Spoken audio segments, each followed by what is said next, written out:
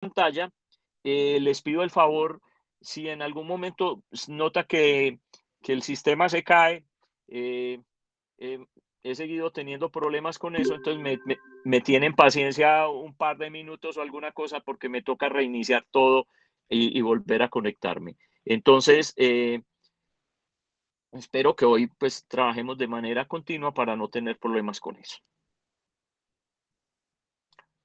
Ok. Bien, entonces retomemos en las notas lo que teníamos, en lo que terminamos.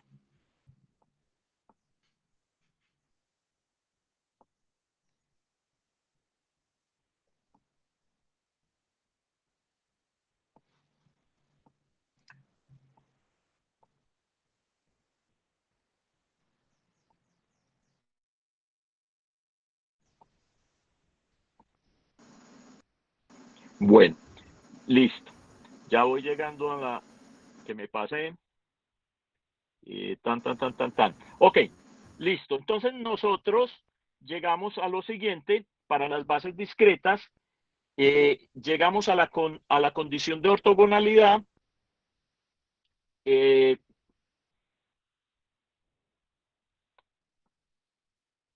Acá, justamente. Entonces la condición de ortogonalidad que nosotros obtuvimos para una base discreta que estaba conformada por funciones u sub i de x, era simplemente, acuérdense, en definir entonces la ortogonalidad es hacer el producto escalar de de dos funciones elementos de la base en y ese es producto escalar, en el caso en el espacio de Hilbert, el espacio de funciones, termina estando definido por una integral cuyos límites de la integral son los valores extremos del intervalo en el cual está definida la variable independiente. El A y el B son entonces los valores en los cuales tenemos definida la variable X, y por definición entonces este producto escalar es U sub i complejo conjugado por U sub j integral en dx, y eso me debe dar entonces una función delta de Kronecker. Fíjese que tengo dos contadores, uno para la función U sub i y otro para la función U sub j, que son elementos de la base. Y normalmente, este era un caso que habíamos escrito, aquí debería ir el coeficiente ahí a sub ij, que me va a terminar dando el coeficiente de normalización. Como estábamos haciendo un ejemplo por ahí, estábamos pensando en una base ortonormal, entonces el coeficiente le va a dar 1, pero si la base no es ortonormal, la condición de normalización va con el coeficiente y tiene que tener el delta de Kronecker. Eso para la condición de ortogonalidad. Y después, fíjense entonces que la condición de ortogonalidad es una integral sobre el mismo valor de la variable independiente, y lo que está cambiando es el subíndice de las funciones. Cuando nosotros llegamos a la condición de cierre, clausura, completez, obtenemos lo siguiente.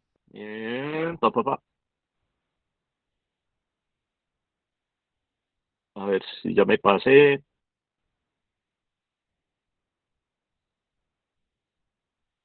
Aquí la ortogonalidad de peso sigue siendo, bueno,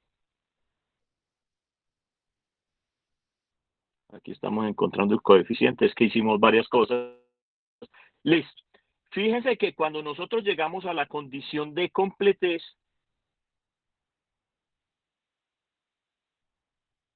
aquí ya estamos en el ejemplo. Bueno, miraré acá. Fíjense que nosotros en el ejemplo que hicimos, que también lo hicimos la clase pasada, llegamos a la condición de completez para el caso discreto. Si uno observa la condición de completez, en el caso discreto me va a dar un delta de Dirac, a diferencia de la condición de ortogonalidad.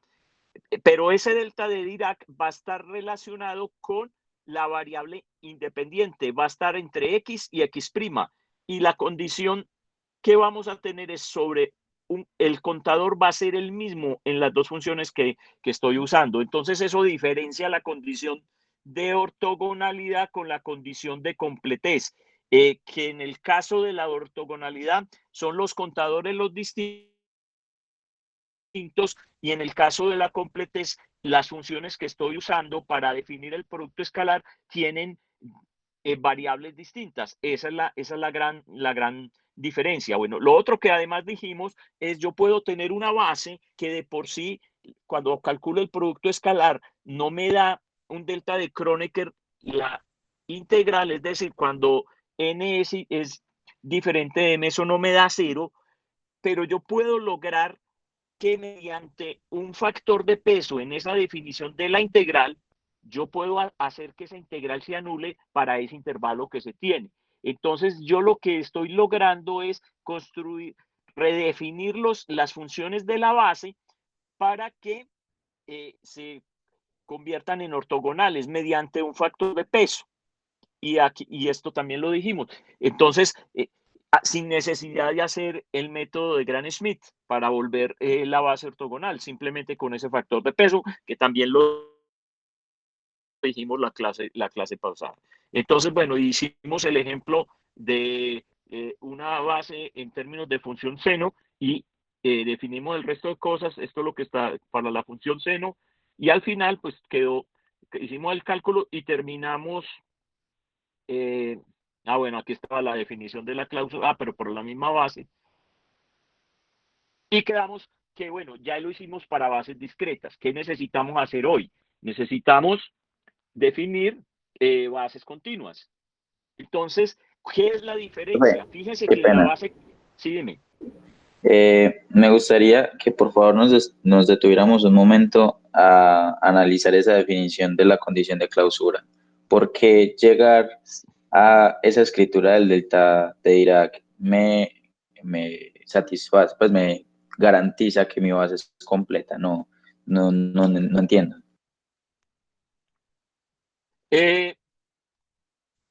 Listo. Miramos dónde está la definición. Aquí venimos, ta.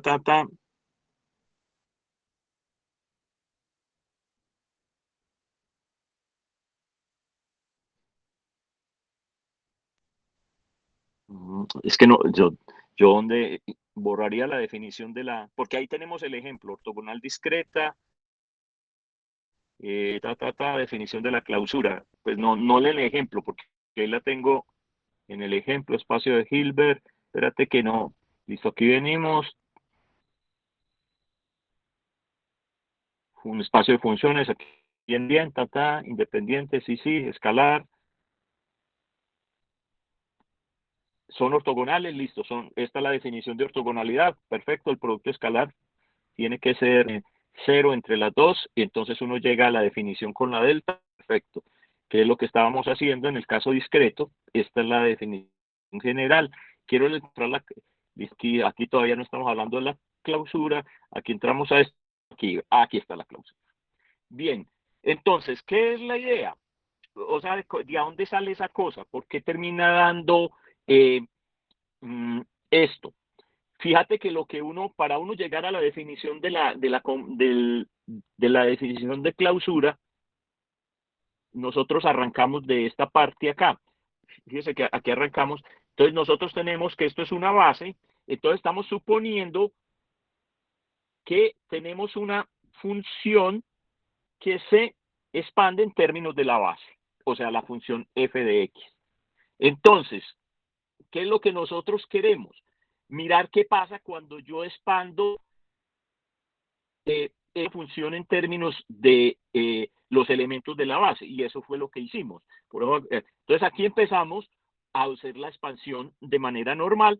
Fíjense que aquí le metimos el factor de peso por si tenía factor de peso. Como los phi sub n de x son base, entonces yo tengo que mantener la condición de ortogonalidad, pues ya la definimos como paso previo y seguimos allá. Entonces,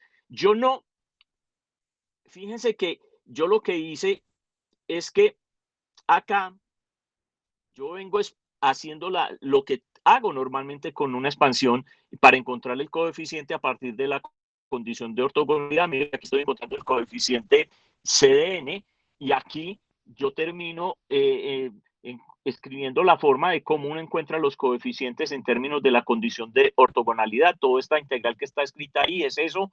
Y aquí sigo con la expansión en los elementos de la base. Entonces, ¿a qué llega uno ahí? Y ahí es donde aparece el delta. O sea, es que el delta termina no es que yo lo meta a dedo, sino que yo digo, listo. Entonces, si f de x está dado por una combinación de elementos de la base, entonces son elementos de la base, eso va a estar dentro del espacio por definición. O sea, cualquier cosa que una combinación de elementos de una base está dentro del espacio, porque eso define el espacio. Ahí no hay ningún, o sea, implícitamente estoy garantizando que está dentro del espacio. Pero ¿qué implica eso? Entonces nosotros hicimos la expansión y ¿qué va a implicar eso? Entonces cuando nosotros terminamos de reemplazar esto y venimos acá y termino con esta integral que estoy en este momento señalando acá, que estoy encerrando, ¿yo qué tengo? En el lado izquierdo tengo la función f de x que acabo de expandir. Y en el lado derecho tengo una integral sobre el intervalo de definición de la variable independiente. Tengo la función esta de la que estoy expandiendo, pero en un valor de variable distinta y todo un término que hay aquí multiplicando esto. Entonces, ¿qué pasa? Y esto es una integral sobre todo el espacio de definición.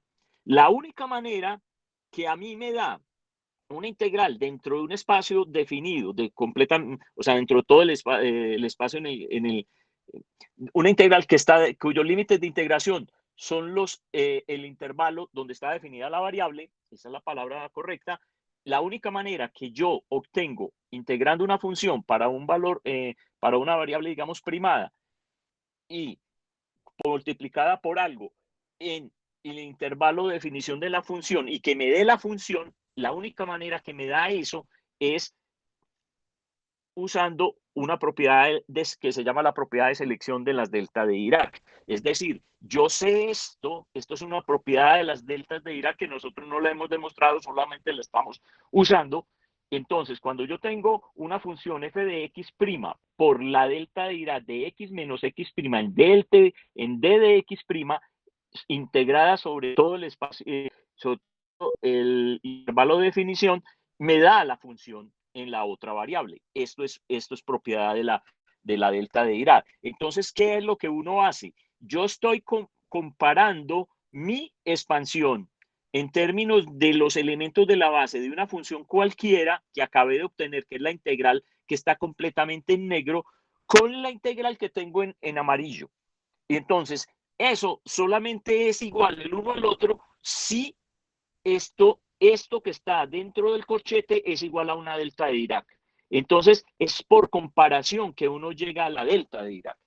Entonces, porque esto solamente o sea, esto es la expansión en elementos de la base y por consiguiente tiene que estar en el espacio. Pero ¿qué implica eso? Que ese corchete tiene que, para que realmente me esté dando eso, tiene que ser un delta de Dirac. Esa es la implicación que esto tiene.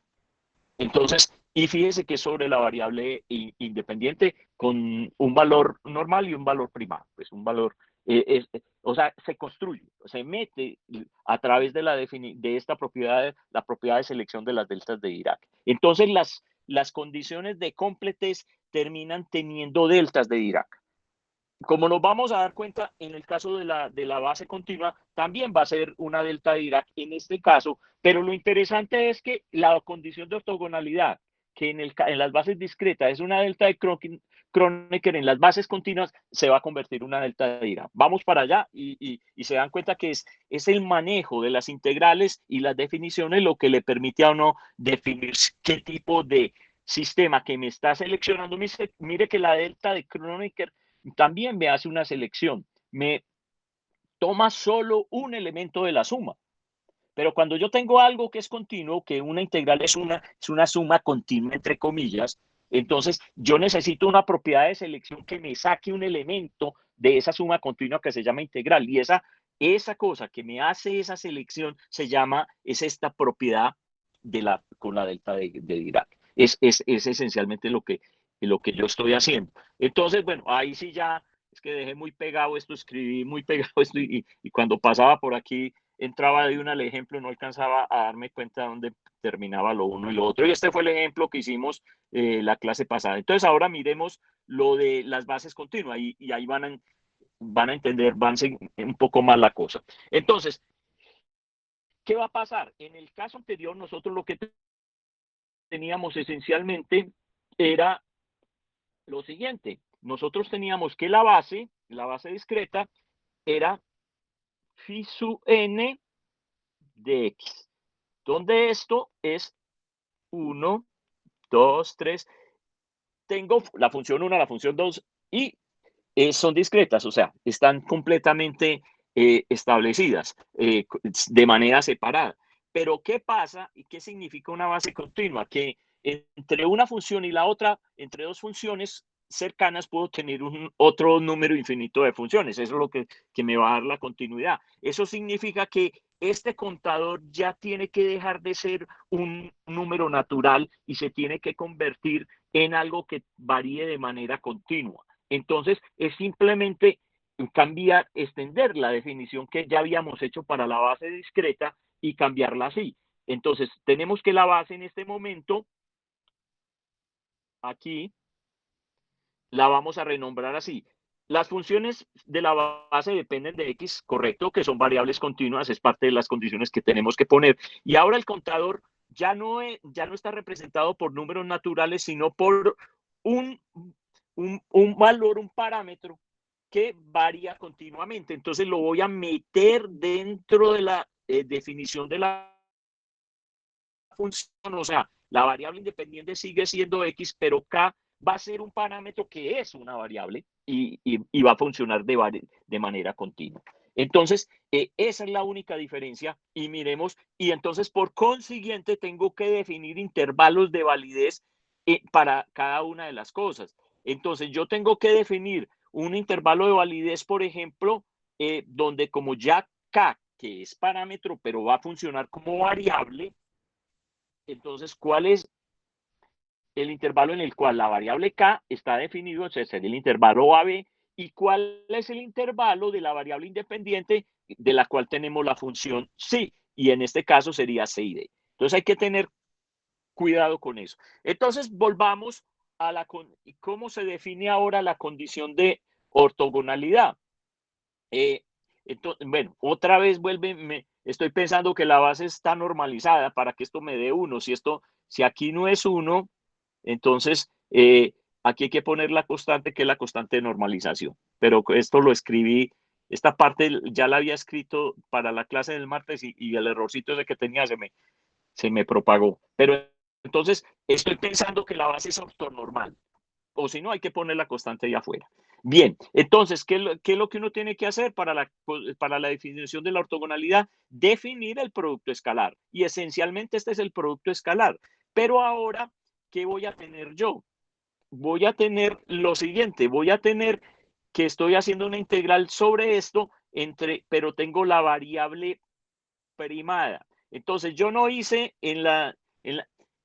hay muchas cosas de las definiciones de la delta de Dirac en las cuales esto se llama un operador esto va a dar lo que llama un operador de proyección y termina cuando yo tengo esta forma integral. O sea, aquí tengo la variable independiente. Tengo dos funciones que dependen de dos variables. Una que es la variable independiente sobre la que estoy integrando y las dos funciones están dependiendo sobre la misma variable, pero tienen dependencia distinta sobre la variable, sobre el parámetro que es una variable, que en este caso es k, son dos parámetros distintos, k y k', y esto está cumplido. Eso siempre, por definición, es una de las definiciones que uno puede encontrar para calcular una delta de Dirac. Entonces, el problema con esto es las definiciones alrededor de la delta de Dirac. Entonces, pero uno va y busca posibles definiciones para la delta de Dirac y esta es una de esas definiciones. Entonces, cuando yo construyo, porque fíjense que esto esencialmente es, y lo escribo, no lo escribí, es escribir, yo quiero escribir el producto escalar, que es lo que tengo que hacer entre un k de x, ¿cierto? Con un phi de k', tengo que cambiar el contador de X. Eso es lo que estamos haciendo. Eso es lo que me va a definir la condición de ortogonalidad. Entonces, este es el producto, eso es lo que tenemos que hacer. Yo tengo que, para que sean ortogonales, tengo que garantizar que ese producto escalar de cero, pero en el caso de las funciones es escribir la primera función complejo conjugada, la escrita acá, y escribir la segunda función de esta manera. Eso tiene que dar cero, pero cuando no es cero, simplemente, entonces, ¿yo qué tengo? Tendría el valor de la constante de normalización. ¿Y cómo logro definir a este lado? También se puede mirar así, y es que yo qué tengo, voy a tener un valor, aquí un valor K', y este eje estaba corriendo con K. Entonces, ¿qué es lo que uno tiene esencialmente? Lo que uno tiene esencialmente es lo siguiente, que yo voy a tener, de acuerdo a esta condición de aquí, antes de escribir este delta K, si K' es diferente de K, todo va a dar cero. Todo va a dar cero, cero, cero, cero, cero, cero, cero, cero. Siempre va a dar cero. 0, 0, 0, 0, 0. Y solo cuando K es igual a K', eso me va a dar un valor diferente de cero. Entonces hay que tener cuidado con las definiciones de la delta de Dirac, porque aquí alguien ya me diría, profe, y entonces aquí esto me va a dar infinito, porque es que y yo por ahí tengo escrita las definiciones de la delta de Dirac. Hay que tener cuidado porque depende cómo se defina la delta. Entonces, cuando uno tiene esta delta definida así, delta, por ejemplo, de K así, no. Entonces, esto, enseguida, al final vamos a aclarar esto. Esto tiene el siguiente valor. Esto va a valer, entonces, va a valer 0 si K es diferente de 0 y va a valer infinito si K es igual a 0. En este caso, pero cuando yo tengo esto, yo puedo definirlo y a veces se define así. Y ahora les voy a explicar por qué. De hecho, tengo esto más adelante, cuando ya hagamos los ejemplos y que retomemos unas ideas sobre la delta de Dirac. Entonces, uno normalmente lo que hace aquí es poner 1, normalizada puede ser una constante en realidad, pero uno lo que hace es normalizar cuando K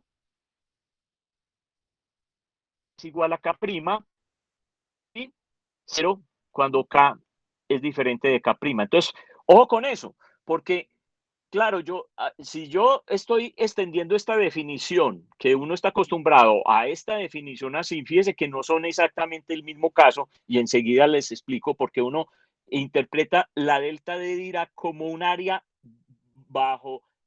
un área que se mantiene constante a medida que yo voy cambiando el espesor y la altura. Y entonces, en estos casos, si el espesor tiende a cero, la altura tiene que tender a infinito. Pero en este caso, necesariamente se va a estrechar, pero no necesariamente tiene que tender a infinito porque yo no estoy tendiendo completamente esto, lo único que estoy tendiendo, o sea, no estoy tendiendo la variable a cero, sino la diferencia entre dos valores, que lo estoy tendiendo a cero, pero no en cambio aquí sí estoy tendiendo a cero la variable, entonces ahí es donde es el problema, para garantizar que el área permanezca constante. Entonces, por eso las dos definiciones se usan de manera distinta. Entonces, pilas con eso porque uno, claro, alguien en esta definición aquí dice, uy, y entonces infinito, nos jodimos, ¿cierto? Entonces hay que interpretarla que en este caso el delta de Dirac va a tomar un valor igual a 1 cuando K es igual a K'. Sigamos entonces, pero fíjense que esto, entonces, ¿qué es lo que uno tiene? Yo ya sé de acá que por condición de ortogonalidad me tiene que dar 0 cuando K es diferente de K'. Eso es lo que yo estoy metiendo de entrada. Esto da 0 y si es diferente. Y si K es igual a K', entonces eso me debe dar la constante de normalización que la llamábamos A. Entonces A de K, K'. Y significa entonces que el delta, que lo que tengo acá, como esto es una constante y no es, aquí habría un 1. Entonces así construyo la definición del delta de Dirac. O sea que a este lado termino es construyendo la definición. Eso. Entonces, para resumir y no meterle mucho más carreta a esto, entonces la condición de ortogonalidad En el caso de bases continuas es cambio el parámetro, el contador por un parámetro que es una variable continua y hago un producto escalar para dos valores de ese parámetro, no de la variable independiente, o sea, primo ese parámetro y hago la definición del producto escalar y eso me debe dar, eso debe ser igual en la condición ya completa a una constante, ahí ya si quieren meten en la constante, o sea, que llamamos K A de A K', delta de Dirac de K'. Y con eso tengo la condición de ortogonalidad. Bien, la condición de completez, hay que, entonces, como lo expliqué ahora, ¿qué es lo que tenemos que hacer? Expandir, o sea, para garantizar que una función pertenezca al espacio, es decir, si esa función yo la puedo expandir en términos de la base, son combinaciones de la base, entonces eso es lo que me conforma un espacio. Entonces, por consiguiente, es redundante lo que estoy diciendo. Al expandir f de x en términos de la base, como es una suma de cosas de la base, eso está dentro del espacio. Entonces, ¿y cómo se vuelve la expansión? Esa expansión lineal en el caso de que yo ya tengo que el parámetro es continuo. Entonces, cambio la suma, que teníamos suma sobre n, entonces ahora la cambio y va a ser, ya el parámetro no se llama n, sino que se va a llamar a. Entonces, cambio la suma sobre n, la tengo que cambiar, esto ya va a ser continuo y me lo va a definir un parámetro que se llama k y la suma se convierte en una integral. Entonces es esencialmente extender la definición sin ningún problema a eso. Entonces finalmente, fíjense que yo estoy haciendo la expansión en el caso continuo de una función en términos de una base. Entonces es la expansión de f de x en términos de la base es igual a la integral desde a a b por c sub k, que es el coeficiente de expansión, por las funciones de la base, que es un conjunto continuo de funciones, que se llama, que lo denoto de manera general como phi de k de x, y la integral sobre x, o sea, hice simplemente la extensión. Y acuérdense de la clase pasada que esto todo se puede escribir de manera equivalente en términos de la notación de Dirac, que es lo que tengo aquí a la derecha. Pero nosotros, esto es para que se vayan acostumbrando a ver la notación de Dirac para cuando lo usen en el curso de cuántica, pero nosotros esto simplemente lo hacemos así. Ah, ve, aquí ya lo había escrito aquí abajo, no había bajado lo que estaba explicando, justo lo tenía aquí escrito ya acá. Bien, entonces, de esta definición, ¿qué es lo que uno tiene que hacer? Yo quiero encontrar los coeficientes de la expansión para ver cómo me va a dar la expansión. Ese es el gran truco siempre. Y para encontrar los coeficientes de la expansión, o sea, los C sub k, yo lo que voy a hacer es usar la condición de ortogonalidad. Porque si yo multiplico mi función por un elemento de la base, siempre y integro, eso siempre me va a dar un coeficiente correspondiente, un coeficiente de expandido correspondiente al grado con el que de la función que multipliqué para buscar la condición de ortogonalidad. Entonces, entonces, ¿qué dice? Tengo la función, multiplico por un elemento de la base con un coeficiente, digamos, con un orden que en este caso es K' y me va a dar el coeficiente C de K'. Eso es lo que va a hacer por definición, digamos, y miremos que eso es así. Simplemente metemos eso en la expansión, esta integral. Entonces hay que tener cuidado, esta es la definición de la constante, o sea, esto entra acá, fíjense que es la integral sobre K, o sea, entramos y después me va a quedar o sea, ¿qué dice? Multiplique acá. Entonces, multiplique aquí en esta de arriba, porque no nos perdamos. O sea, multiplico aquí por el phi complejo conjugado acá, luego aquí tengo que multiplicar por el phi complejo conjugado de K', y ojo, como este está en K' y esta integral está en K, entonces el K' puede entrar y salir de esa integral sin problema. Por eso hay que multiplicar con un orden distinto. Entonces entra, ¿cierto? Entra dentro de la integral, entonces eso fue lo que hicimos, mírenlo aquí, pero teníamos que integrar, entonces, tenemos que integrar, aquí integramos, entonces fíjense, multiplicamos por pero en la condición de ortogonalidad hay que integrar sobre la variable independiente de la función que estoy expandiendo, o sea, tengo que integrar sobre x. Entonces, esta integral no estaba definida en la expansión, simplemente la hago, entonces fíjese, queda esta integral en K, que está definida en la expansión, y esta integral es parte de la construcción para hacerla llegar a la condición de ortogonalidad. Entonces, y este es el método, o sea, esto es lo que hay que hacer en todas partes de aquí para allá para los casos específicos. O sea, este es el gran truco de base de todo. Entonces, ¿qué queda? Si yo miro la integral desde A a B con respecto a K, esa es la definición que yo tengo para de la condición de ortogonalidad. Fíjense que, perdón, con respecto a X. O sea, fíjense que yo tengo aquí integral con X, entonces voy a invertir los órdenes de las integrales con cuidado. Entonces, aquí tengo C sub K que no depende de X, la puedo sacar afuera. Entonces, fíjense que cambio los órdenes en las integrales, tengo que hacer eso con cuidado. Queda C sub K aquí como la primera integral y aquí está el K, o sea que hice bien el cambio y mantengo adentro la integral sobre X, que X está definido y como nosotros hicimos la definición al principio, el, el parámetro está definido en el intervalo AB y la constante y la variable independiente en el intervalo CD, o sea que perfecto, está bien construido. Entonces, ¿qué tengo aquí? Tengo la integral de phi complejo conjugado por la integral de phi integral en dx, eso es la condición de ortogonalidad, entonces simplemente eso lo cambio por el delta de qué. Fíjese que aquí tengo K' y aquí tengo K. Entonces el delta de Dirac de K', K. En el caso discreto, lo que aparecía era el delta de Kronecker, era el delta de IJ.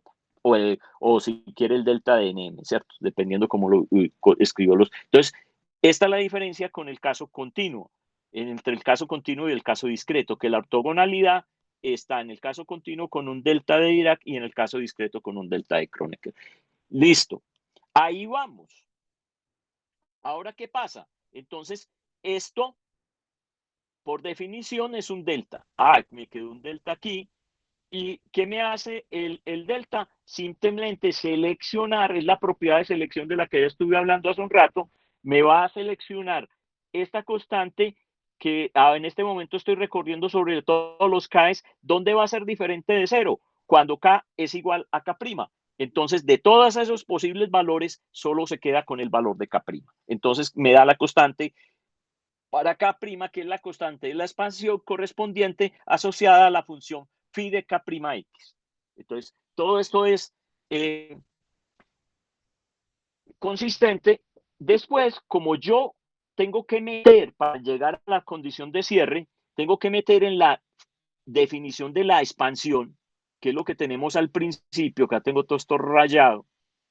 Aquí en la expansión, donde empiece a borrar, esta es la expansión de la función f de x, ¿cierto? En términos de la base, que la base es continua, entonces es una integral. Entonces yo ya encontré el valor de la constante CK.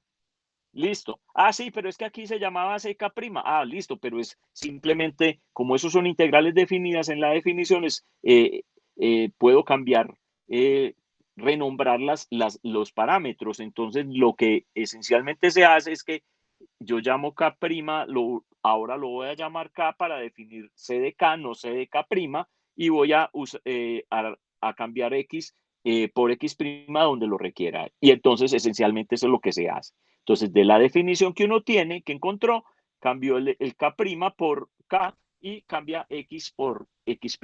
Y entonces le queda definida la forma de encontrar el coeficiente. Esto, como yo les dije desde hace rato, tácitamente ya lo hicieron en la parte de separación de variables. Por eso, vuelvo e insisto sobre esto, esta parte no debería estar metida aquí donde está, se tiene que estar antes. O sea, así otros profesores piensen al contrario. Porque, o sea, para que a uno le redondeen las ideas. Bien, sigamos entonces. Nosotros ya encontramos el coeficiente. Lo que queremos, entonces ya sabemos, de todo el carretazo que tenemos, que si yo puedo escribir mi función f de x como una combinación lineal de vectores de la base, o sea, lo que tengo es una suma de vectores de la base, eso tiene que estar en el espacio. Eso es esencialmente eso. Pero ¿eso qué implica? Entonces, ¿a qué implicación me va a llevar eso? Yo voy a reemplazar mi constante de expansión, que ya las encontré la forma c de k, la voy a reemplazar por la forma que encontré, que es lo que tengo aquí, la integral que tengo cerrada en el rectángulo amarillo, lo coloco en la integral coloco la otra función y bueno, y vuelvo y juego y rearreglo términos, ¿cierto? ¿Y qué me queda? Lo mismo, la misma discusión de hace un rato. Me queda que en el lado izquierdo tengo f de x y aquí tengo una integral sobre f de x'. Y después de hacer esa integral, yo tengo la función, pero en un valor de una variable primada y está sin primar. ¿Qué necesito hacer? Y esa integral es sobre x'. Una regla de selección aquí que me esté tirando de todos esos posibles valores, me diga, de todos los x' que usted tiene, usted solamente se debe quedar, o sea, solamente va a ser diferente de 0 cuando x' el resto de valores tiene que ser 0. Y eso que, por definición, ¿qué es? Cuando uno dice eso, eso es una definición tácita de un delta de Dirac. Entonces, pero ¿qué es lo que yo tengo multiplicando esa función? Tengo multiplicando esta integral. Entonces, lo que yo digo es, esto me está llevando a que está seleccionando ese x' para un solo valor que llamamos x. Y la única manera es que esto sea igual a un delta de Dirac. Entonces, lo que le queda, la gran conclusión a uno, es que eso es posible si, solo si esto es un delta de Dirac. Entonces, implícitamente, cuando yo hago la expansión y los coeficientes y trabajo con los coeficientes de la expansión, lo que me lleva a tener los coeficientes de la expansión, lo que me lleva es a esta condición. O sea, para que eso esté dentro del espacio, esta condición es el resultado que yo tengo de hacer todo el tratamiento. Entonces, fíjense que aquí, igual al caso discreto, una delta de Dirac fíjense que aquí tengo x' y aquí tengo x. Ojo, y aquí tengo e, k y k. No tengo k' ni k, ni k. Aquí quedó solamente x' y x. Por eso aquí, y eso, este cuento de jugar aquí con redefinir las cosas y con el k', el k y el x y el x', hay que hacerlo despacio para no ir a meter la pata. Porque en el caso de la condición de completez, entonces a mí no me pueden aparecer contadores o sea, la variable que hace el papel del contador, entre comillas, no puede quedar distinta, tiene que quedar la misma y la variable independiente sí va a quedar distinta. Entonces tengo que hacer los cambios consistentemente para que eso se dé. Entonces a esto que está escrito aquí, pongámosle otro color a este.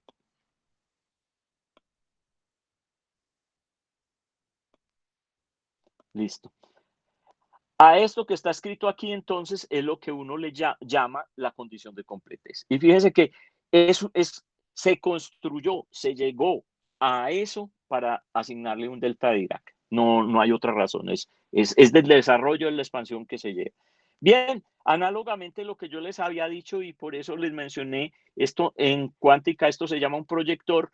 Si yo uso la notación del delta de Dirac, mire que aquí tengo que es el complejo conjugado y que sería este acá, y aquí tendría este sería el bra y este sería el que, pero acuérdense que yo les dije pilas que a menos que esté sacando la norma, esto no puede ir así, ensanduchado así, sino que hay que poner que queden así, porque esta así tiene un significado estricto que es el valor esperado, que eso después lo discutirán, digamos, en el curso de cuántica. Entonces y eso así se llama un proyector, en algún momento eso cuando vean cuántica van a trabajar con eso, se los explicarán.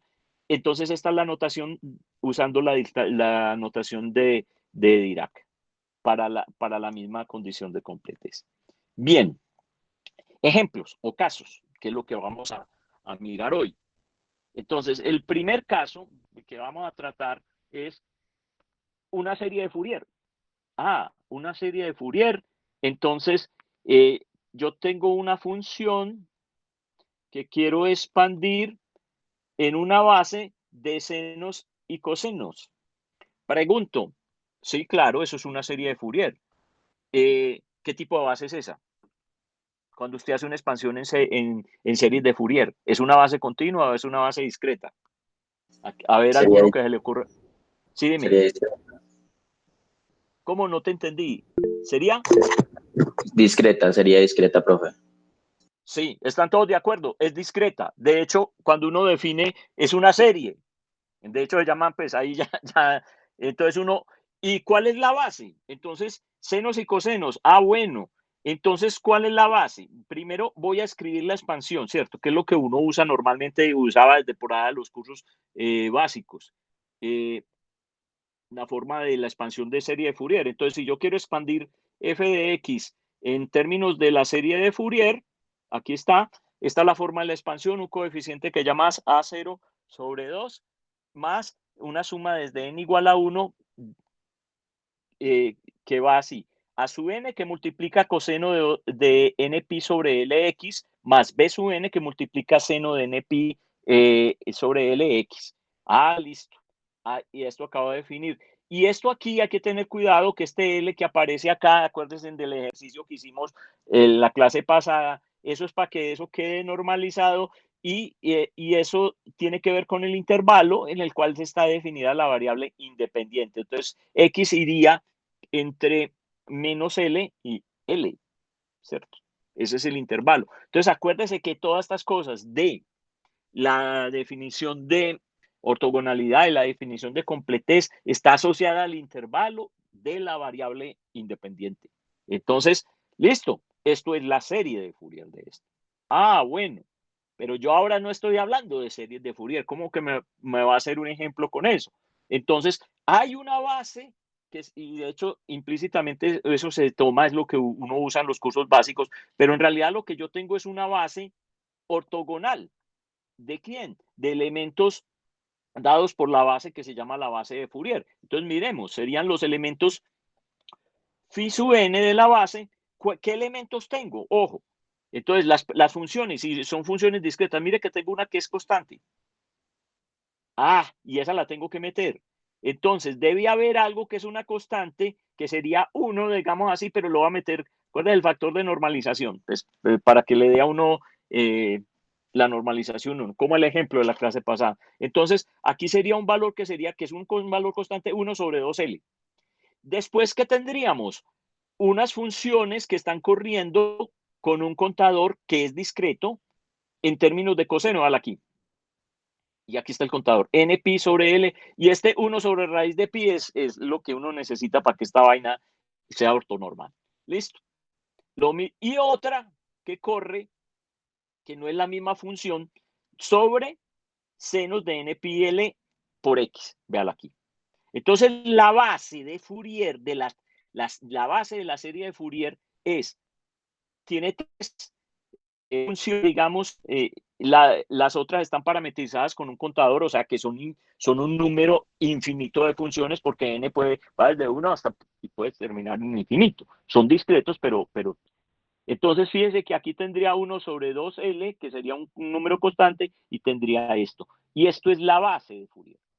Entonces les queda a ustedes como ejercicio, porque yo ya hice, y acuérdense que eso es como fácil. Que yo puedo, yo puedo tener, dependiendo si la función es par o impar, yo puedo expandir funciones en la serie de Fourier, en una serie de senos o en una serie de cosenos. Entonces, esencialmente lo que yo hice fue explicar o hacer el caso para este. Y uno también puede encontrar el caso que esto, porque eso sería cuando la función es par en una serie de cosenos. Y cuando la función yo no sé de entrada si es una función indefinida sobre la paridad, entonces la expando directamente en la base, en la serie completa de Fourier, que sería todo esto. Entonces, ¿qué va a pasar? Que esto también es base, o sea, todo esto completo. Entonces, les queda como ejercicio, parecido a lo que yo hice, muestren que esto es base y que cumple la condición, o sea, que es una base ortogonal. Entonces, la idea es que ustedes repitan el calculito, porque yo no voy a volver a repetir, porque habría que repetirlo combinando con todos estos las condiciones de ortogonalidad como hicimos en el otro caso, solo que agregamos un término. Y a partir de eso, ¿alguna pregunta? Profe, también tenemos que demostrar, también tendríamos que demostrar que esa base es ortogonal y que cumple la definición de completez. La idea es que para que practiquen, háganlo, digamos. Aquí no vamos a necesitar en este momento la condición de completez, pero la idea es que cojan práctica porque básicamente para este otro parcial, ¿qué puede hacer? Bueno, esto es solamente la primera parte del tema del segundo parcial, pero de bases ortogonales o de alguna cosa que uno les dé, uno les va a pedir o que demuestren ortogonalidad, que normalicen, o que solo ortogonalidad, o a veces las tres cosas, ¿cierto? Dependiendo que, de qué va a depender la pregunta en el ejercicio, de qué tan complicado sea. O sea, en mi caso es eso. ¿Por qué? Porque si se hace muy largo y hay otro punto que va a haber otro punto porque la otra parte, inclusive ahí sí que va a haber, en el método de Green es largo. Entonces, quiéralo uno, no así les ponga una cosa fácil, hacer el método de Green es largo. Entonces, y eso es parte del tema que vamos a tener que ver. Entonces, los calculitos, el álgebra es muy complicada, o sea, la integral, lo que aparece es un poquito difícil, entonces probablemente solo pida una ortogonalidad, ¿cierto? Y no la normalización y no la completez. Pero si es de muy de papayita, entonces y lo pueden sacar, digamos, en 20 minutos, entonces uno le pone a calcular las tres cosas. Entonces, para que practiquen, ustedes me están haciendo la pregunta, la idea es que con esta base hagan el ejercicio completo, ¿cierto? Además, porque esto uno lo utiliza, o sea, demuestren la ortogonalidad, fíjense, esta va a dar normalizada porque yo ya le puse, o sea, que la A le va a dar uno, ¿cierto? Pues le va a dar uno de una vez, pero encuentren que ese uno puede ser. Y encuentren la completez. Sí, la idea es que repitan el ejercicio pasado, digamos, que ya tiene un coseno y un seno. Sí, lo único que hay más productos y más cosas que hay que hacer ahí, pero todo el cálculo es igual, ¿cierto? Y va a tener unas integrales de coseno, nosotros ya habíamos hecho unas integrales de seno, entonces, pues es agregar otras integrales. Bien, y haciendo eso, y con las definiciones de ortogonalidad, que no las hice, por eso se los dejo, entonces uno encuentra que esto sí uno encuentra los coeficientes. Acuérdese, ¿cómo encuentra uno los coeficientes? Con la definición de ortogonalidad. Entonces, ¿cómo encuentra los coeficientes? Usando la definición de ortogonalidad, que es lo que uno necesita, y usted encuentra, y es lo que a lo que tiene que llegar, que es lo que usted ya sabe, porque es lo que usan las series de Fourier, que A0, el primero es la integral de 1 sobre L, desde menos L hasta L, la función que quiero expandir, ¿sí o no? Eso es lo que uno sabía. Para cosenos, o sea, para el coeficiente de los cosenos, que en este caso lo llamamos a su n, es la integral de 1 sobre L, desde menos L hasta L, la función multiplicada por coseno de n pi x de x, que era lo que uno sabía de las cosas. Y para seno es la misma integral f de x por seno de x. Entonces, este es el resultado, pero esto se llega usando la condición de ortogonalidad. Entonces, aquí la condición de completez para llegar a los coeficientes de la expansión no es necesario hacerla, es simplemente como le digo, hágalo para que practique, por si uno le pide explícitamente, encuentre la condición, pero aquí eso no se pide. Bien.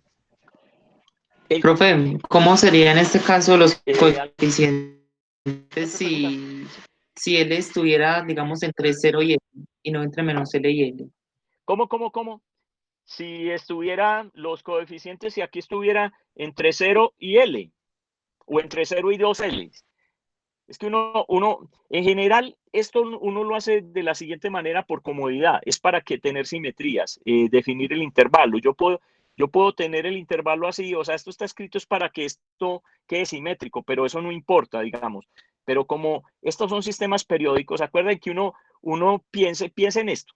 Esto es una extensión como son senos y cosenos y eso terminan siendo ángulos, entonces yo puedo tener las funciones senos y cosenos son periódicas en el intervalo 0 y 2pi, pero es lo mismo que tenerlo entre menos pi y pi.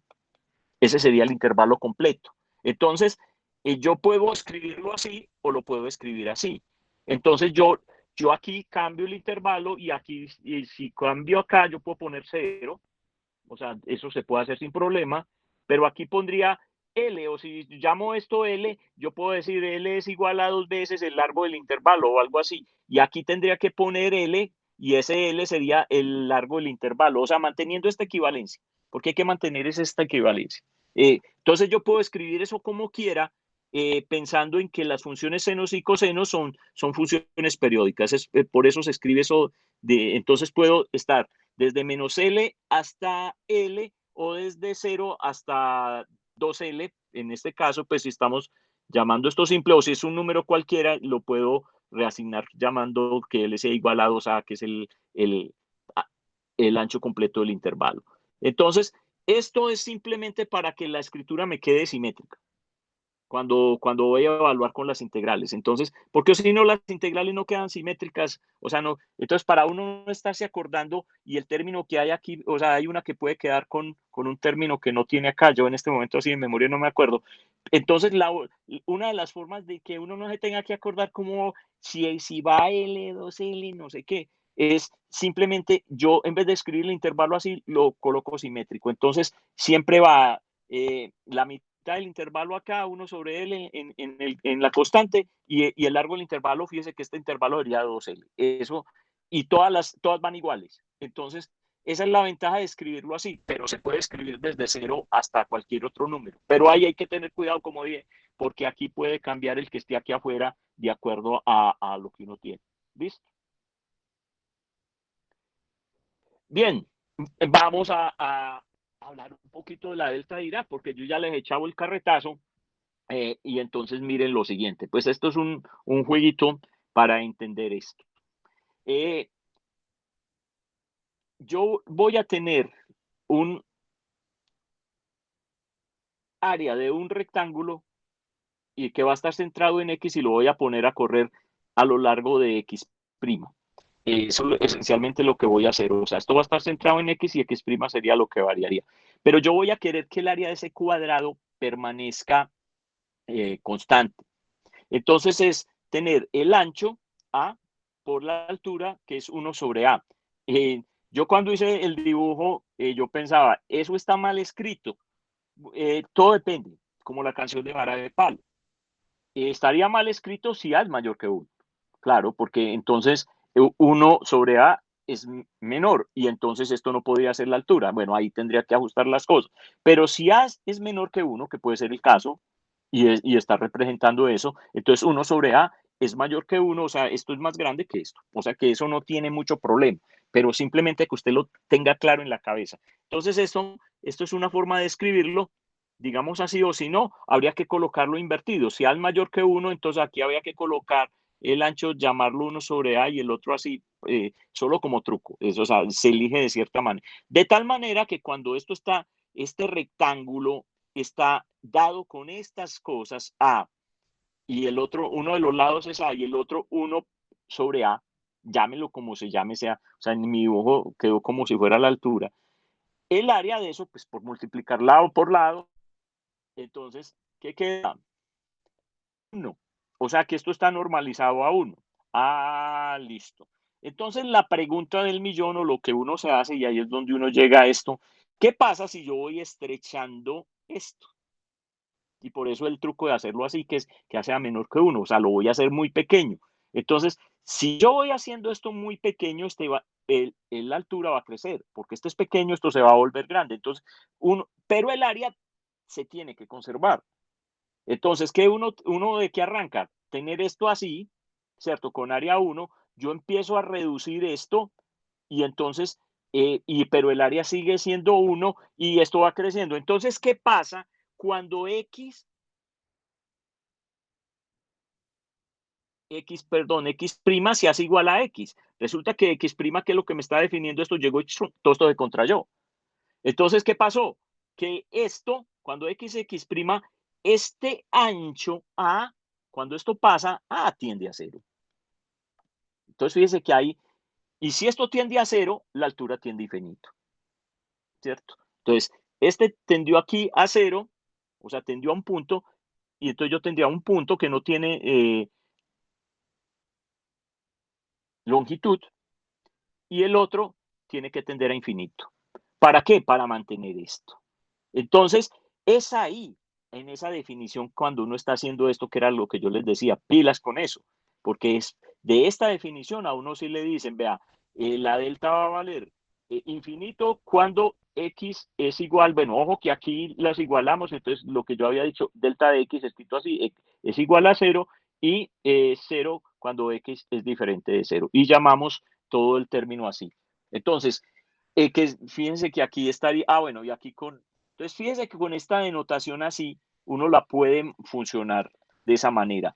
Pero cuando nosotros estamos pensando en esta cosa, y acuérdense que ese es el problema con la delta, no es una función en el término estricto, uno necesita tener definida la función delta de Dirac, fíjense que aquí no es con un parámetro, sino que aquí en esta otra definición, y hay que tener cuidado, es x menos a. En cambio aquí x menos x prima, entonces ahí hay que tener un poquito de cuidado. Entonces cuando yo tengo esas definiciones, por ejemplo, x menos x prima, yo lo que tengo que decir es, esto vale 1 cuando x es igual a x prima y vale 0 cuando x es, porque o si no, me pone a diverger todo eso.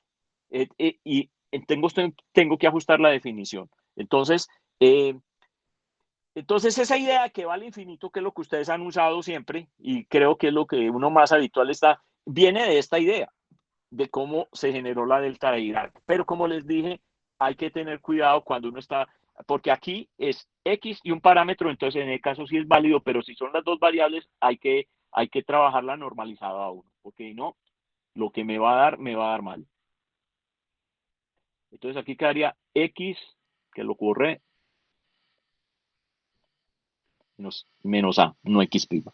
Bien, cosas que ustedes ya saben, pues ya lo dijimos. Entonces, ojo, la integral para esta forma así, desde menos infinito hasta infinito, o sea, pensando que todo esto corre de la delta de Dirac, que sería el área bajo la curva. O sea, esta definición que yo tendría aquí sería la definición de delta y esta línea hasta el infinito sería el área bajo la curva, que siempre estamos, que arrancamos con esto y la pusimos ahí. Es el área bajo la curva. ¿Y cuánto dijimos que era el área? 1.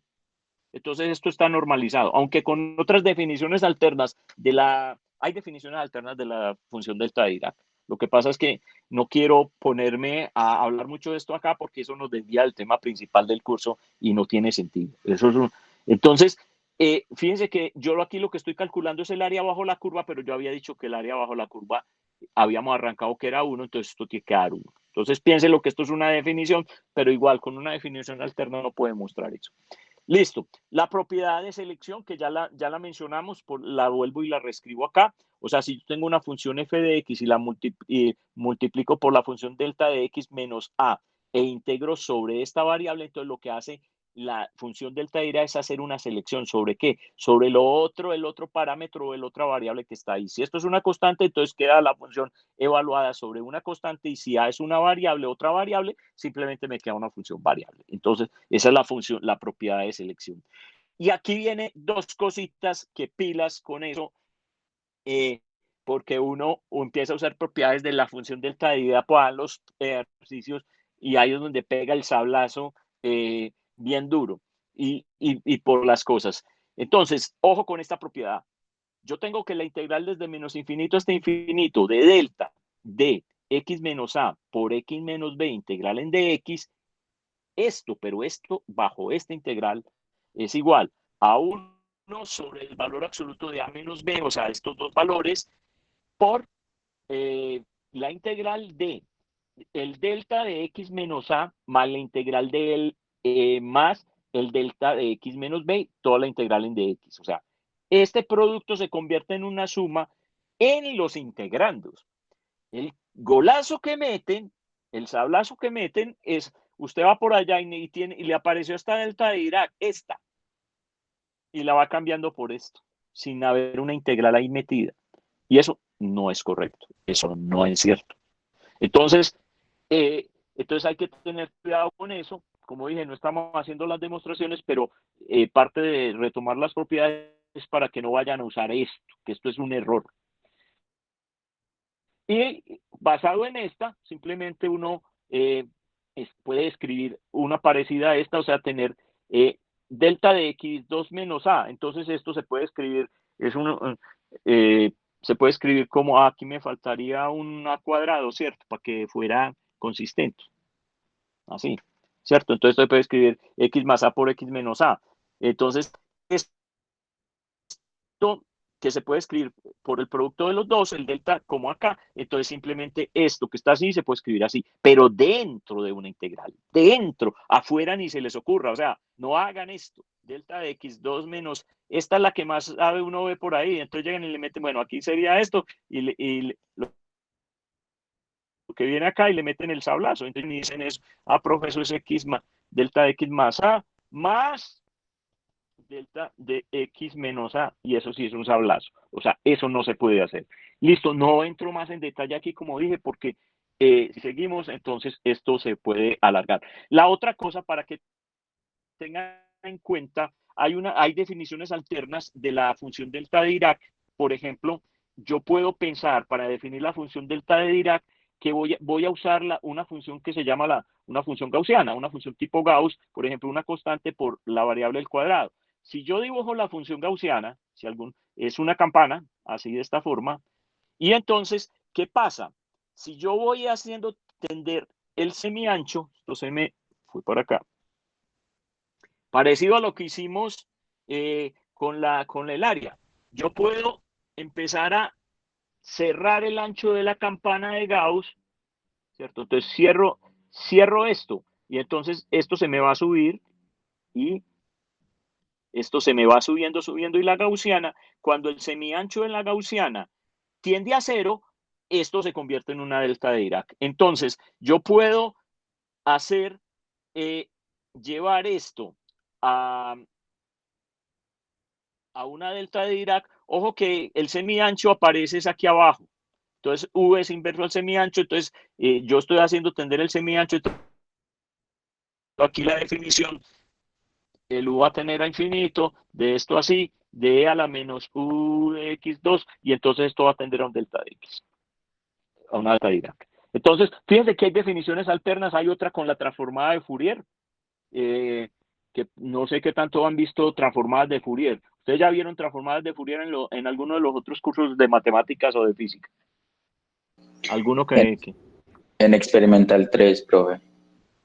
Listo, porque la idea no es repetir temas, entonces se supone que, o sea, uno cuando llega a este curso supone que que ciertos temas se vieron. Y como dije, si alguien no ha visto experimentar 3, entonces no ha visto bien transformadas, bueno, pero cuando necesiten algo, yo simplemente les doy las definiciones y las cosas y para eso. Pero rápidamente, eh,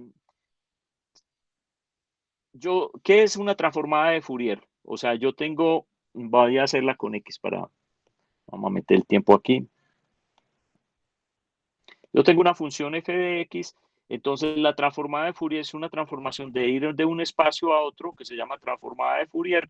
Aquí estoy sobre las coordenadas espaciales y esto me va a llevar a un espacio que lo voy a llamar U, digamos, que son frecuencias, se llamarían frecuencias espaciales porque estas son coordenadas, porque las definiciones con la transformada se empezaron análogamente para la parte temporal y la variable conjugada terminaba siendo frecuencias, pero como esto es el espacio, entonces este U es una variable en un espacio conjugado que se va a llamar frecuencias espaciales, pero bueno, no viene el caso, es simplemente por el nombre, y entonces yo hago la transformación así, o sea, voy de un espacio a otro. Entonces, ¿qué significa eso? Yo tengo que ligar esos dos espacios y la transformada de Fourier es lo que me define esa transformación, o sea, la transformada de Fourier de la función f de x, es de la parte espacial a la parte de las frecuencias espaciales, entonces eso simplemente por definición, y eso lo llamamos f de u, o sea, así se llama, y por definición eso es hacer la integral desde menos infinito hasta infinito de f de x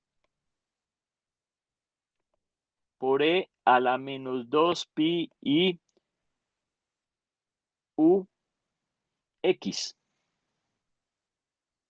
por dx. Profe, es que yo tengo una definición y por aquí hay 1 sobre pi, 1 sobre raíz de pi, 1 sobre 2 pi. Depende, esto se llama el núcleo de la transformada. Depende si en el núcleo de la transformada hay un 2pi o no lo hay. Entonces, la ventaja de escribirlo así, uno menos el núcleo así como un menos 2pi i ux, es que la definición de la transformada y la transformada inversa va a ser simétrica. Lo mismo que estábamos hablando allá arriba. Pero si lo escribe de la otra manera, hay que tener cuidado porque entonces va a aparecer afuera un factor con 1 sobre raíz de pi, dependiendo del caso, o una sin nada y la otra con 1 sobre 2pi. Entonces, eso lo único. El menos depende de, es una elección, es una notación. Entonces hay libros que esto se llama la transformada directa, le dejan lo hacen con más. Pero yo que trabajo en óptica y los que trabajan en óptica, eso no es un estándar, pero más o menos todo el mundo lo usa. La transformada directa la ponen con menos, casi todo el mundo. No falta el mosco en la sopa y alguien va en contra de porque es una notación, ¿cierto? Entonces le dio por cambiar la notación. Pero ese menos es arbitrario, pero la transformada inversa, que es lo que a uno, entonces la transformada inversa de Fourier, se lo recuerdo para los que no la han visto, entonces sería ir desde el espacio de las U's, o sea, de f de u. Entonces me estoy devolviendo. Yo estoy de acá, en la transformada inversa es volver a f de x, es la transformada inversa de -1. Entonces, ¿qué obtengo? F de x. Y aquí, por definición, y esa es la ventaja de esta notación con el núcleo de la transformada así, yo escribo f de u, no me tengo que acordar si aquí va un coeficiente o qué va, nada. Y aquí, entonces, como aquí le puse menos, aquí va con más, 2pi i u x, y aquí está u, tengo que integrar en u. Eso es esencialmente la transformada de Fourier. Todo este carretazo, ¿para qué? Porque con esto uno demuestra, encuentra otra definición para calcular la delta de Dirac. Resulta y sucede que la transformada de Fourier de una constante, y esa constante puede ser 1, ¿cierto? Para que dé de una. Entonces yo hago la transformada de Fourier de esto. Entonces vamos a la definición, la f de u, y eso es 1. Entonces la integral desde menos infinito hasta infinito, 1 aquí, e a la menos 2pi y u x, bueno, no me alcanzó el espacio x de x. ¿Qué da eso? Delta de u. Entonces, si usted ve esto, no lo estoy calculando, les estoy diciendo que da. Entonces, yo acabo de definir la función delta de Dirac a través de una transformada de Fourier, de una constante que es 1. Y si no, y si aquí aparece ese otro valor, entonces aquí hay que normalizar, quedaría 1 sobre c o cualquier cosa de eso. Profe, Entonces, sí, dime. ¿eso facilita las cosas, en su opinión? Sí, sí, claro. Entonces uno, por ejemplo, con esto y usando las transformadas de Fourier, o sea, uno con esto puede calcular integrales y hacer cálculos mucho más fácil. Los que yo trabajo en óptica, los que ven el curso de óptica conmigo, después hacemos para calcular difracción. Normalmente uno hace las integrales, son integrales, se pueden hacer haciendo cambio de variables y todas esas cosas. Pero si yo llevo todo eso a una notación de transforma, llevar a una notación equivalente de transformadas de Fourier usando las propiedades que aquí no, solo estoy definiendo la transformada, las propiedades de la transformada de Fourier, eso es fácil. O sea, eso es una álgebra relativamente rápida de trabajar, una vez uno la aprende, ¿cierto? Entonces, reduce mucho la carpintería. Y, por ejemplo, esta cosa de escribir la delta sí también le va a ayudar, porque ¿qué es lo que uno está haciendo? Mire que estoy definiendo una delta de ida como una integral. Entonces, todas esas cosas terminan ayudando a hacer los cálculos mucho más rápido. ¿Correcto? Y el último comentario al respecto para seguir con la otra parte, con el último ejemplo. Resulta y sucede que las expansiones en términos de la transformada de Fourier, así como en las series de Fourier, porque si uno mira la definición de los coeficientes en la serie de Fourier, terminan siendo transformadas coseno, seno. O sea, este núcleo se puede dividir como 2pi u. Este núcleo se termina dividiendo como coseno de 2pi u x más i seno de u pi x. O sea que yo esto lo transformo en una especie de integrales como las que aparecen en la transformada de Fourier. Perdón, en la serie de Fourier. O sea que los coeficientes de la serie de Fourier se pueden encontrar a través de la transformada de Fourier, dicho de una manera. Entonces, ¿qué pasa? Si yo tengo expresada la transformada de Fourier de alguna manera, yo soy capaz de expandir cualquier función que sea de cuadrado integrable, se puede expandir con una transformada de Fourier. ¿Para qué este carretazo? Porque a finales de los años 90, en la computación, el algoritmo de la transformada rápida de Fourier se llama transformada rápida de Fourier porque cuando uno pasa a la parte digital hay que formular una expresión discreta. Fíjense que esto es una formulación continua, no sé qué sea tanto han visto ustedes esto, pero ya en cursos de computación deben haber hablado de eso. Esta es una formulación continua, hay que hacer una formulación discreta de la transformada, pero no vamos al caso. Y a finales de los años 90, el algoritmo de la transformada rápida de Fourier se logró optimizar realmente.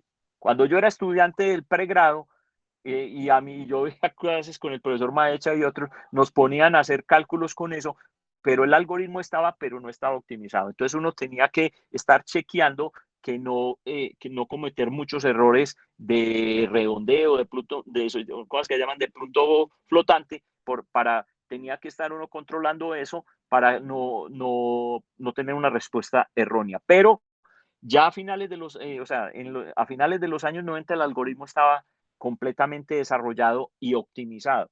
De tal manera que el algoritmo de la transformada rápida de Fourier entró como librería de los lenguajes de computación. De los primeros lenguajes en C, están las librerías de C y bueno, en Fortran también. Y cuando empezaron a construir lenguajes simbólicos como matemáticas, MATLAB y todo eso, esos lenguajes tienen, dentro de sus librerías, tienen el algoritmo de transformada rápida de Fourier. ¿Qué significa? Fíjense, y esto sí es correlacionado con este curso, que yo tengo un algoritmo para hacer una expansión en una base ortogonal. Porque, ¿qué estoy diciendo yo? Con la transformada de Fourier encuentro la expansión en series de Fourier. O sea, que estoy usando en una base. Entonces, yo puedo representar casi cualquier función de cuadrado integrable mediante ese algoritmo. Y detrás de la representación simbólica de muchas cosas de esas en MATLAB o en matemática y todo, está ese algoritmo de la transformada rápida de Fourier para los cálculos. Entonces, es parte de la historia, no todo es eso, pero ahí está la cosa. Entonces, realmente, y eso fue por la pregunta que me hicieron hace un segundo, esto es importante, digámoslo así, pero el curso es otra cosa, entonces sigamos con lo otro. Listo.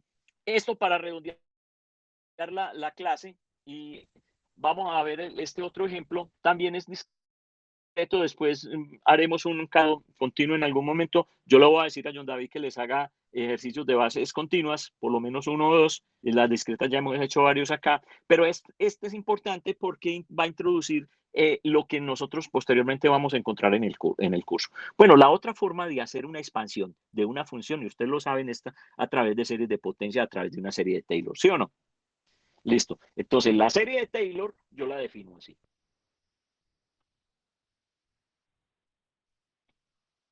Esto, la expansión en serie de Taylor, la función f de x, desde n igual a 0 hasta infinito, de la derivada enésima de la función f de x evaluada en 0 por x a la n sobre n factorial. Listo. Ya se lo sabe uno de memoria, casi que ni tiene que. Entonces aquí, ojo, uno tiene que definir, y vuelvo a insistir sobre lo mismo hasta la saciedad. Aquí estamos diciendo, vamos a expandir la función f de x con x desde -1 hasta 1, ¿cierto? Y n es discreto. Bueno, esta es la serie de Fourier. Pero resulta y sucede que yo voy a definir una base. Sí, vamos a definir una base. Sí, la base que se llama f de nx, que se llama la base de Taylor. ¿Por qué? Porque si yo miro esto, salvo el coeficiente, mire que yo aquí estoy expandiendo en términos de potencias de la variable x. Entonces, cuando n vale 0, tendríamos 1. Cuando n vale 1, tendríamos x, x2, 3.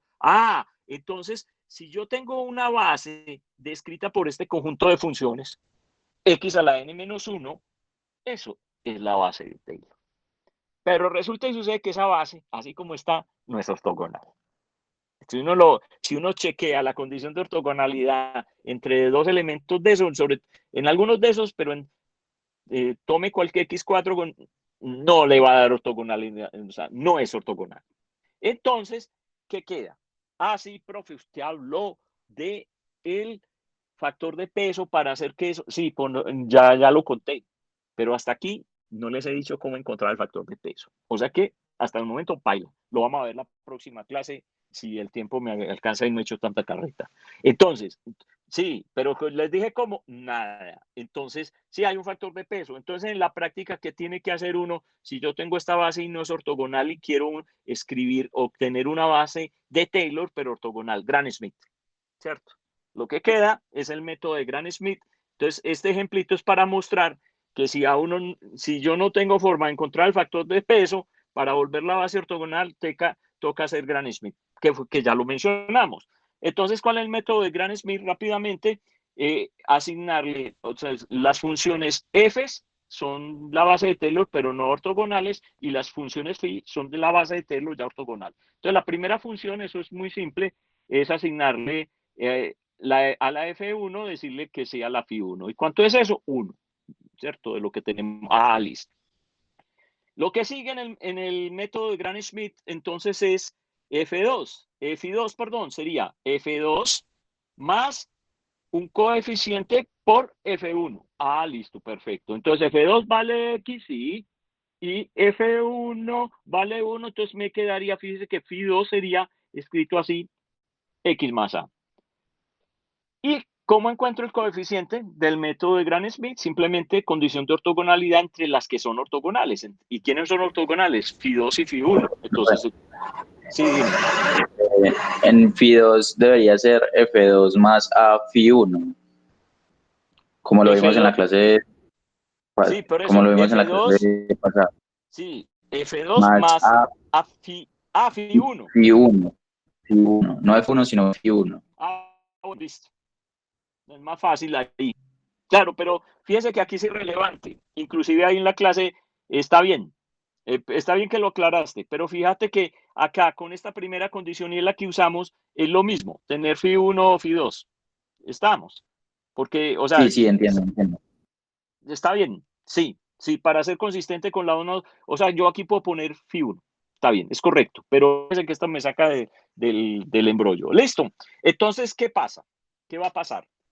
Entonces ya tengo necesito encontrar el coeficiente A para encontrar el segundo. Entonces encuentro a Phi2 por Phi1 tan, eso debe ser igual a 0. Ah, listo, defino el producto escalar.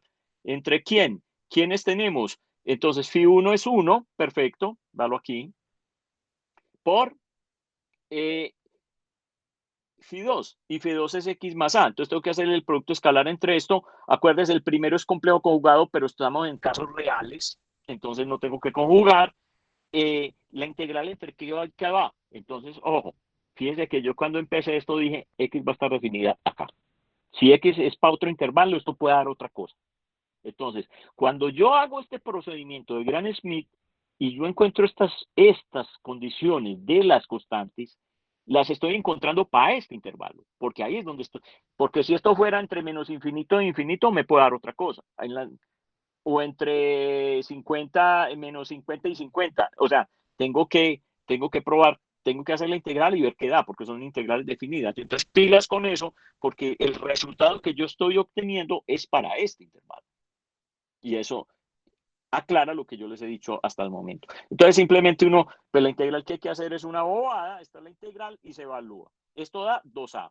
Pero lo que me dice es, Phi2 y Phi1 son ortogonales si eso es 0. O sea que esto hay que igualarlo a 0, lo cual implica que A tiene que ser 0. Entonces, Phi1 es este y Phi2 es X. O sea, es exactamente el Phi2, el F2. Entonces, porque yo ese errorcito lo seguí propagando. Pues, o sea, no es un error, sino que este es Phi2 que sé que sí, pero también es F2. Es F2. Entonces, tener razón, pero siquiera me acordaste, porque entonces yo aquí debería escribir para mantener la notación, aquí puedo poner Phi1, ¿cierto? Y aquí debo poner Phi2, pero en este caso eso no es un error, simplemente coincide. Bueno, y hago y paramos ahí, pues muestro ya al final cómo viene la cosa. Entonces, ¿qué sigue? Aquí que toca, lo mismo, ahora ya tengo dos constantes, una, B y C, y las tengo que encontrar. Entonces, primero, producto escalar entre Phi3 y Phi1. Listo. Entonces, bueno, y Phi3 escrito así quedaría X2 más BX más C. Listo, véala aquí. Ese es Phi3. Y Phi1 es 1. Ah, listo. Entonces es la integral de esto entre menos 1 y 1 para no echar mucha carreta. Y entonces esta es la integral y hay que evaluarla. Y cuando uno evalúa, ojo pilas, que aquí ya no me va a dar 0. Entonces fíjese que aquí C, que es la que primero que me va a dar, me da menos 1/3. Entonces uno hace bien el cálculo, C es menos 1/3 y me queda para evaluar, encontrar la otra constante, porque son C y B, hacer el producto escalar entre Φ3 y Φ2, eso va a ser 0. ¿Y qué vale Φ3? X2 más Bx más C. ¿Y qué vale Φ2? Φ2 o F2 que había dicho es X, AX. O sea, en realidad lo que hay que mantener, no importa cómo la llame ahí, lo que tengo que mantener consistente es esto, ¿cierto? Entonces, esto por X. Listo, pero entonces aquí quedaría X al cubo, X al cuadrado por CX. Listo. Y cuando integro es esto. Evalúo. Listo. Y me da, listo, cuando me da eso me dan 2/3 de B, pero A igual a 0, B igual a 0. Entonces, finalmente, y aquí viene la cosa, porque la base parecía que fuera a dar la misma.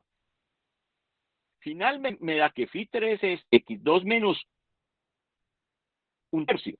Yo me voy a la base original de Taylor, que definimos, mire cómo viene. 1, X, X2, X3, y fíjese que ya primero, la segunda también es X y coincide con la que hay allá. Pero cuando llega X3, a Φ3, perdón, ya no es X2, sino X2 menos 1/3.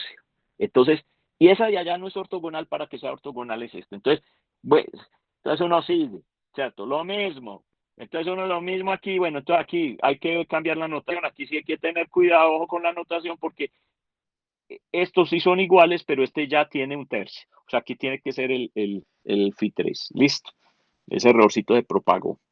Aquí no hay, hasta allá no había problema porque estaban los mismos, pero aquí sí hay que, este sí no, es independiente, este Φ2 y este Φ1 también, pero aquí sí hay que tener cuidado. Listo, entonces uno hace el cálculo, lo mismo aquí hay que antes calcular, entonces uno va subiendo como el número de productos escalares que tiene que calcular, aquí es 1, en el anterior calculamos 2, aquí es 1, 2 y 3, para encontrar las constantes, y uno encuentra las constantes de 0, E igual a menos 3/5 y G igual a 0. Entonces, Φ4 me da así. Tengo que chequear porque probablemente propagué el error aquí me tragué el 1/3. Pero ustedes lo chequean, pues lo reemplazan bien. Entonces, fíjense que ya aquí también cambió, porque Φ4, bueno, sacando, se puede escribir así o así como quiera. Φ4 ya no es solamente X3 como tendríamos allá, sino que sería o X3 menos 3/5 X. Y entonces ahí ya es esencialmente distinta. Entonces, con esto estamos construyendo la base ortogonal, pero no estamos normalizando.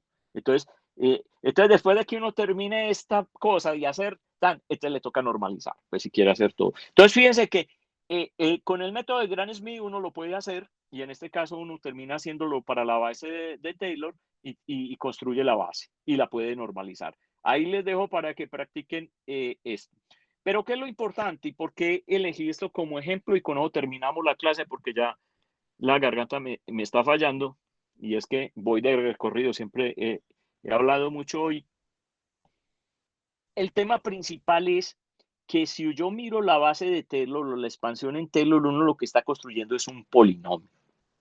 Entonces, tener la base de Taylor es uno, en realidad lo que quiere hacer es coger funciones y expandirla en polinomios. Esa es la idea.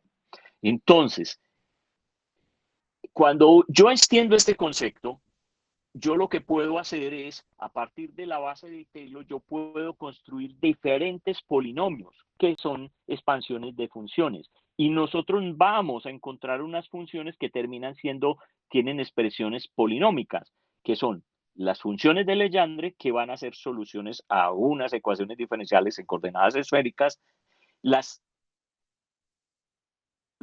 funciones de Hermite o polinomios de Hermite, que también es solución a otro tipo de ecuación diferencial, las de Laguerre y los polinomios asociados de Laguerre, que son soluciones.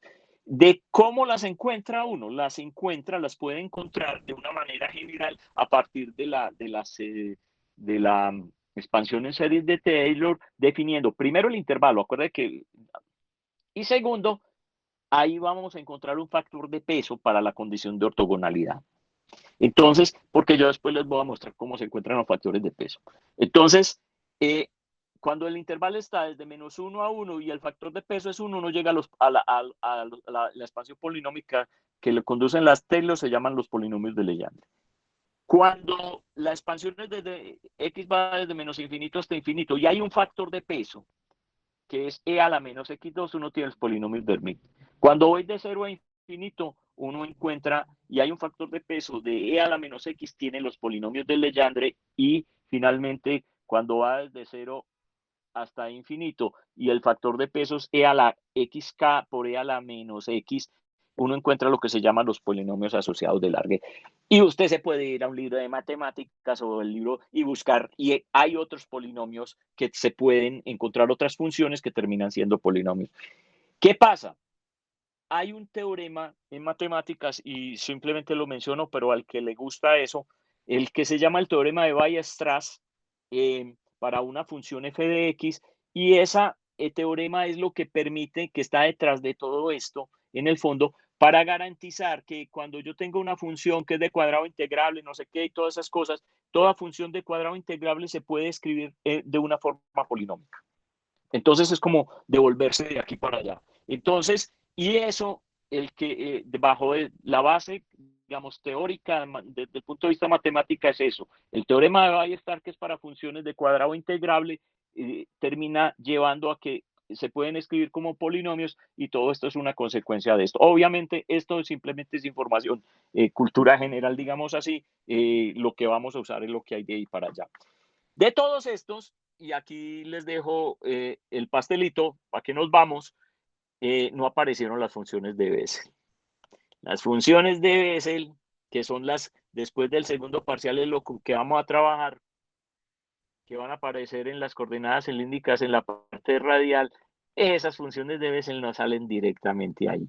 Hay que hacer un truco. Entonces, por eso no están en esa lista. Entonces, y esa es la primera que vamos a trabajar de toda la lista, y después se van a dar cuenta como que uno la trabaja de manera distinta. Apenas empieza Legendre, Hermite, que es la última parte del curso, es como la repetición de la repetidera. O sea, es el mismo método, pum, pum, pum, usándolo con diferentes factores de peso, pero toda la cosa es una repetición. O sea, la idea de base es eso no significa que el álgebra sea exactamente la misma para todos, pero ahí el método sí es el mismo, pero las funciones de Bessel no se pueden escribir así directamente. Y ahí es donde va a haber variaciones en el método de trabajo. Y cuando entremos en el tema se los voy a mostrar. Bueno, señoritas y muchachos, yo creo que es todo por hoy. Ya con esto terminamos la parte de bases ortogonales. Todavía nos falta qué sigue. Entonces, hay que hablar de operadores lineales, definir un operador junto, definir el operador conjunto, un operador hermético. Después de toda esa vuelta, llegar al método de Sturmeville para solución de ecuaciones diferenciales no homogéneas, y después de ver Sturmeville, usar el método de Green también para la solución de eso. Fíjense que todavía hay tela para cortar, por eso hoy avancé en la teoría rápidamente, porque este tema es relativamente simple. El tema central para la solución de ecuaciones diferenciales, esto es porque justifica lo que vamos a hacer. O sea, encontrar una solución, que hay que encontrar dos soluciones linealmente independientes y que hay que buscar una condición de ortogonalidad para esas funciones. Pero es lo único que uno va a usar esto. Entonces, encontrar dos soluciones, ver si cumplen la ortogonalidad, mostrar ahí y la completez. Y listo. Pero si a mí no me piden demostrar, las encontré y ya tengo la condición de ortogonalidad y me piden demostrar nada, ya sigo con la solución. Entonces, pero lo que sigue sí es el método para resolver ecuaciones diferenciales, que es lo que nosotros estamos haciendo. Entonces, todavía nos falta. Y ya la otra semana, pues ya el jueves de la otra semana vamos a estar en octubre. Entonces, no crean que estoy corriendo mucho, sino que el segundo parcial debe ser en octubre. O sea, alrededor del 20 o así, porque el otro lo hicimos el 17. O sea, entonces estamos justo y a tiempo para terminar el tema, entre comillas, y que les quede por lo menos una semana para estudiar. Pero hay que meterle manija a esto. Por eso las clases son un poquito densas. Entonces yo les pido, por favor, que después que traten de mantener el hilo, digamos, con esto. Por eso yo, cuando me piden que comparta la presentación, lo hago, para que sigamos y podamos mantener más o menos el ritmo. Porque no es, digamos, que yo quiera ir muy rápido. Yo me gusta trabajar un poco más despacio, pero con la programación tal y como la tenemos, no tenemos opción. Entonces, hasta el momento va así. Bueno, es todo por hoy. Y yo voy con lo de los exámenes, voy lentamente. Yo apenas ya estoy avanzando. Ojo, que les había dicho sin ningún problema que yo eventualmente la nota la voy a tener, pues mucho antes de la nota del segundo parcial. Pero después hablamos de eso, ¿cierto?